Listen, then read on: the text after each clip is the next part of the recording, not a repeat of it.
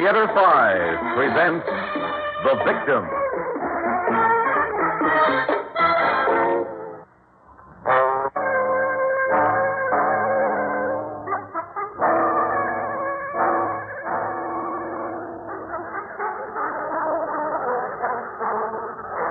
I didn't see the crowd at first. It was halfway up the street, the dark street, and I was looking the other way for a cab. I usually take a cab home from the subway at night because, even though it's only 3 blocks, I've always been anxious about them. When I saw the crowd, the police cars, I hesitated. Not sure I wanted to know what had happened. But I finally went over. I wouldn't go any closer if I were you, miss. What? I said I don't think I'd go any closer. It's not pretty. Oh. What was it, an accident? No, a mugging. She was killed. Did you say killed? Yes. That's why I don't know why they call them muggings. Seems to me that they're... All right, now, break it up. Come on. Get moving. Let that ambulance through. Did you hear me? I said get moving. There's nothing more to see. Come on. You all right, miss? You look... I guess I am a little shook up. I mean, you know about these things, know that they happen, but when you actually... Yes. Do you live far from here? Just a few blocks over toward the park. Would you like me to see you home? That's awfully nice of you, but Oh, I wouldn't suggest it, except that you do look quite upset. Or perhaps you'd like me to get you a cab. With all the police around, I don't think that's necessary. Especially if... Are you sure you don't mind? Not at all. This way? Yes. Oh, these streets. Even the cab drivers don't like coming through here. I know. The street light's broken half the time. What were you saying about the police? About not knowing why they call them muggings? Well, in the first place, I gather that all the victims so far have been women. Yes. The ones I heard about were. Well, if whoever attacked them was just after money, why hasn't he gone after any men? Men usually have more money on them than women. Well, that's true. But I should think a woman would be easier. Normally, they wouldn't resist. I know I wouldn't. I mean, if someone grabbed my purse, I'd let him have it. Oh, that's the second reason. I think there's something strange about it. Why should it have been necessary to kill them? You mean you think... Well, even though money was taken, I don't think that's why women were attacked. I think they were attacked because they were women. But that makes it even more frightening. I mean, well, it was bad enough before just knowing about the incidents, but... Oh, don't the police have any leads at all? I don't know. I'm sure they're working on it, and that they've brought more men into the district, but... Is this where you live? Yes. Oh, I'm glad it's a house with a doorman. I worry about women who live in places where there's no protection. Oh, it would worry me terribly. Thank you very much for walking me home, Mr... Borden. Well, good night. I waited till he was around the corner. Then I went back to where I really live, 3 houses away. Well, I did run into him again, a number of times, at the newsstand, at the supermarket, and then the dry cleaners. He was very nice. Walked me home a few times. Then one evening, when I was leaving the neighborhood movie theater, he again walked me home. And since the films had been old horror pictures, it was especially pleasant. What did you think of the films, Doris? Well, of course, I've seen them before, several times. I liked them. What about you? Oh, I've seen them before, too, and actually, I don't know why I went again. Because I find them quite disturbing. Scary, you mean? No one could take them that seriously. I think what I object to is the point of view. The exploitation of violence for its own sake. Oh, I suppose there is something wrong with that. On the other hand, I think we all like being scared, just a little bit at least. And I'd rather be scared by a vampire or a living mummy in a film than by our friend the mugger. Yes, but don't you think there's a relationship between the two? I mean, when you start playing up violence, being so graphic about stranglings and stabbings... Why are you stopping here? Because this is where I live. Well, I thought you lived in the apartment house on the corner. Every time I've walked you home before... I know. Whenever I come home in a cab or with someone I don't know very well, I have them drop me off there.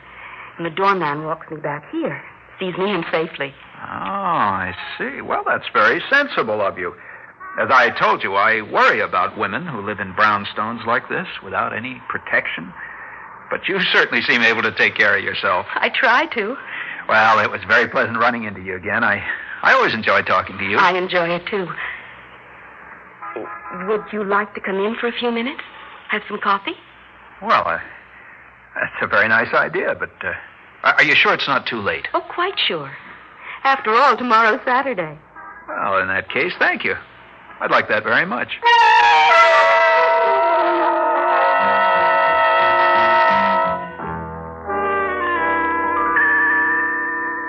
Some more coffee? Maybe just a little. It's very good. Yeah, that's fine. A cigarette? No, thanks. Oh, I keep forgetting you don't smoke. Well, it's one of my few vices. And luxuries. Luxury? Well, I started smoking these about a year ago. They're Turkish. Special blend. Now I can't smoke anything else. I like them. The way they smell, I mean.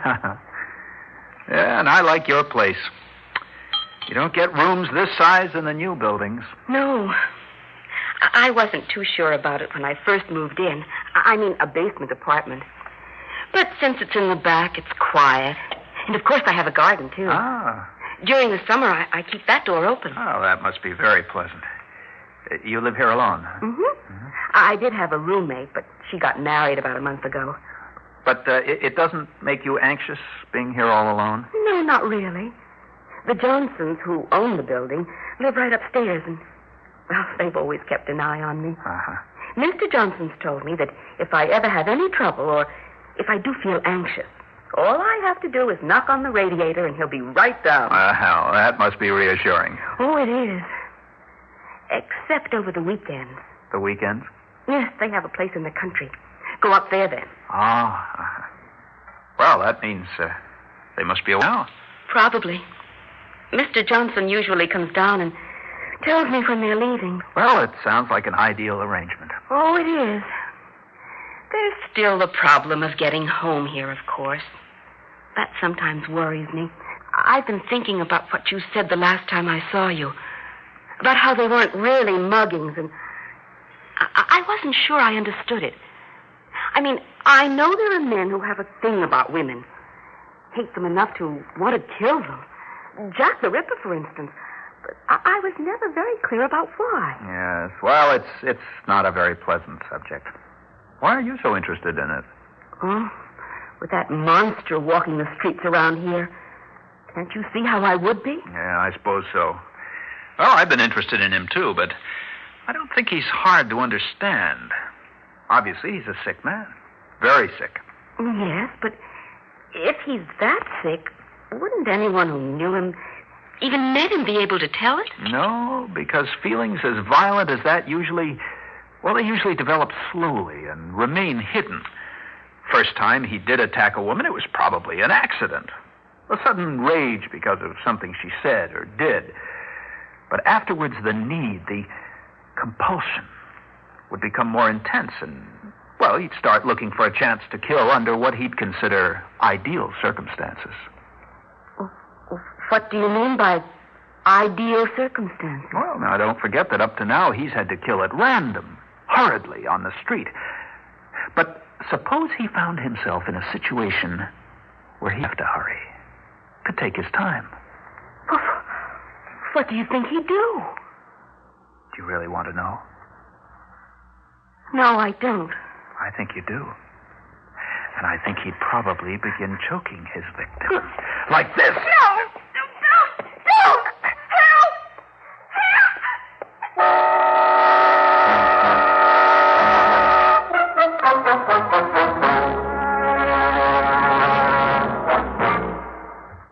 We'll return to the victim in a moment.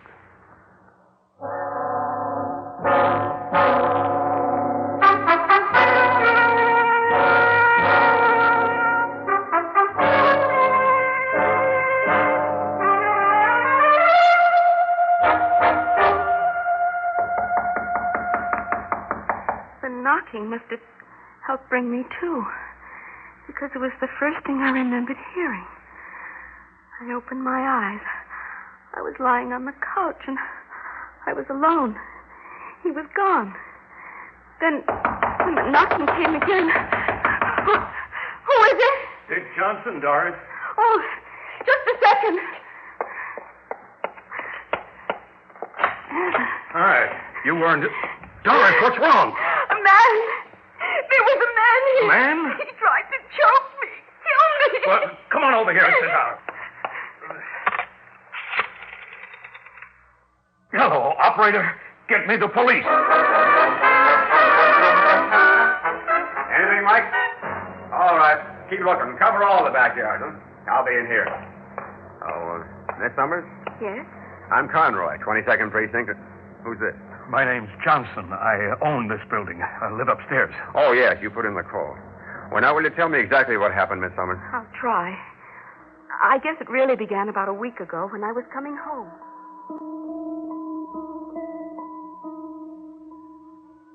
His name was Borden, huh? That's what he said. I don't know if it really was. First name? He never told me. Can you describe him? He's about 30, 35, tall, about 6 feet. Nice looking. He was wearing a tweed jacket and slacks and seemed quite cultured, talked well. What made you invite him in here? Well, I didn't feel he was exactly a stranger anymore. Oh. He'd been very considerate and polite, walking me home a number of times. So, well, I thought the least I could do would be to offer him some coffee. Oh, did you both have coffee? Yes, Is this your cup here? I guess so. Why? Well, where's his cup?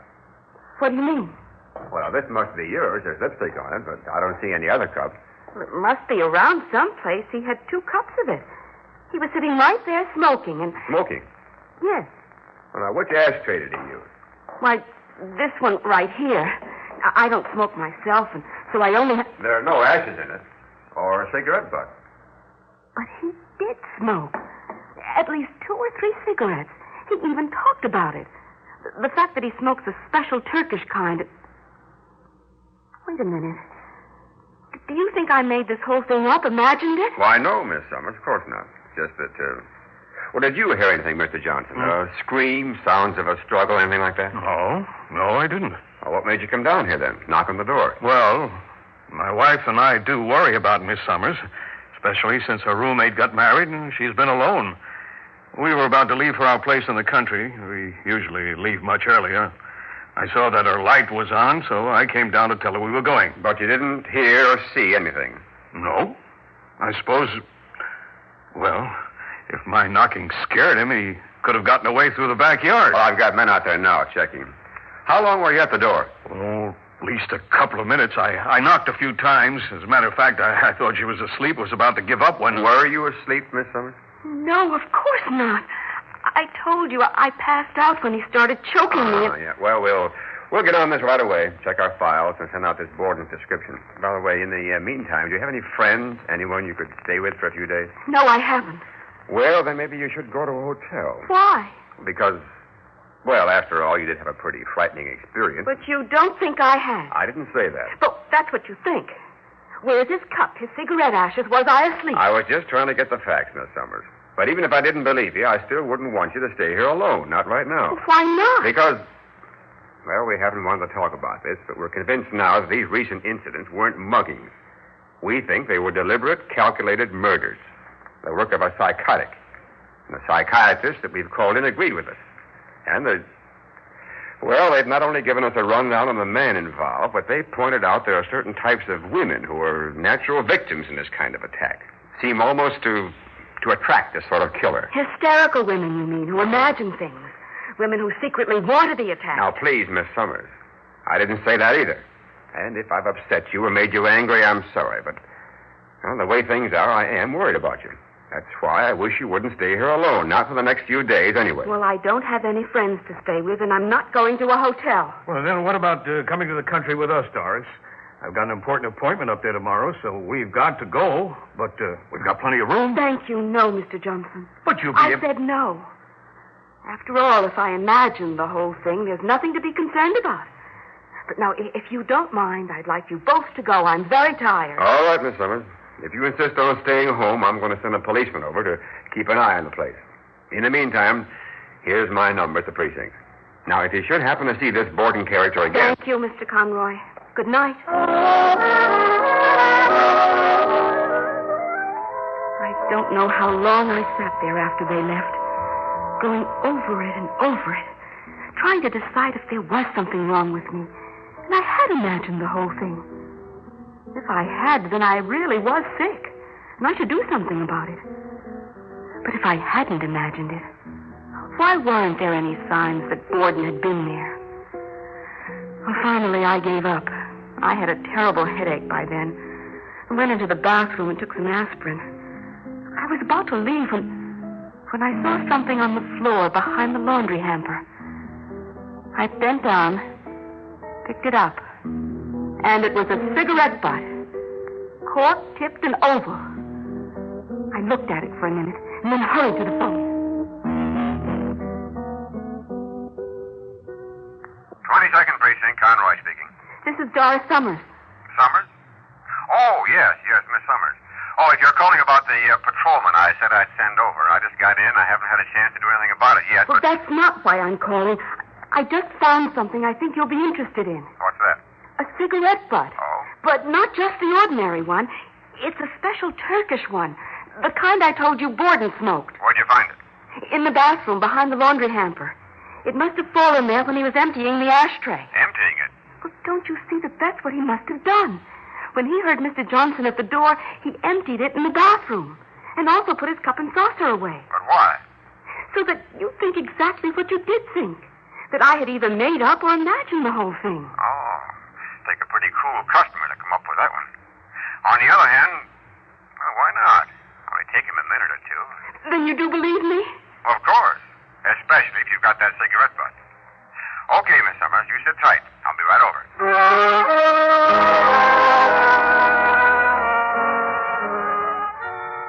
I put down the phone, and suddenly I was terrified. I'm not sure why. After all, it was all over now. Conroy did believe me, and he'd be here in a few minutes. See that I was protected until they did catch Borden. But was that why I was so frightened? Because now I knew that it really had happened? I don't know. I just knew that I stood there shaking like a leaf and watching the clock, wishing he'd hurry. And then... Is that you, Mr. Conroy? Yes. Just a second. Oh, thank heaven you're here. I was beginning to... You! Yes, Miss Summers. What do you want? Why did you come back? Because in your own strange way, I think you wanted me to. You're mad. I suppose I am. Do you mind if I close this door? Keep away from me. The Johnsons are upstairs, and if I scream, they'll... Won't make any difference, because they're not upstairs. They just left. I waited outside until they did. The police are coming.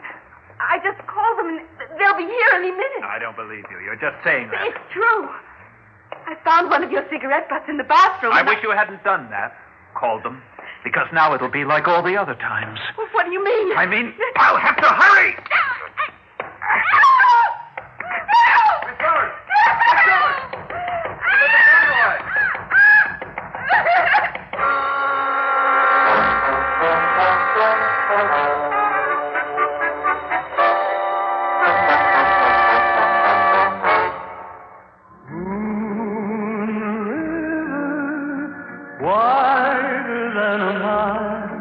Hi, this is Andy Williams for an old friend.